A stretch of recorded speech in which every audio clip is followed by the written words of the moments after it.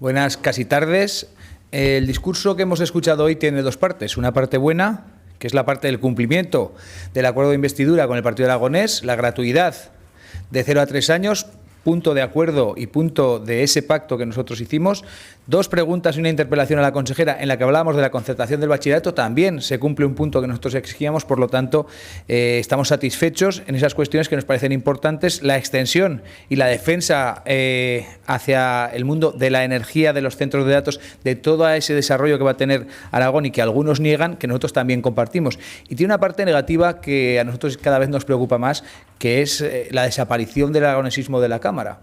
Hemos escuchado al presidente del Gobierno de España o al presidente del Gobierno de Aragón. Hemos escuchado poco a Aragón, hemos escuchado poco defender Aragón, no hemos hablado nada de esa financiación propia del artículo 108, del Estatuto de Autonomía, del desarrollo de nuestras competencias, porque cada vez que la ultraderecha o la ultraizquierda se adueña de esta Cámara, desaparece el aragonesismo de la misma. Y hemos escuchado a un presidente muy preocupado por lo que pasa en España, muy preocupado por Cataluña, muy preocupado por el País Vasco y quizá poco centrado en Aragón. Esa es la parte negativa. Como les digo, creemos y pensamos que hay que hablar más de Aragón, que hay que explorar y explotar al máximo el Estatuto de Autonomía, que es la única vía para defendernos de los ataques que estamos sufriendo. Muy preocupados y compartiendo la preocupación con esos anuncios del Gobierno de España que dicen que el País Vasco va a tener un cupo de energía también, que parece que se les va a premiar y se nos va a castigar a los aragoneses. Por lo tanto, yo creo que Aragón tiene motivos para estar muy preocupado y nos preocupa también, y estaremos muy atentos mañana a ver qué dicen otros partidos sobre cuestiones como esa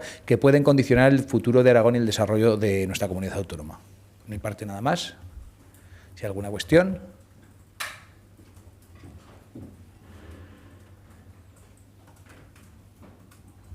Gracias.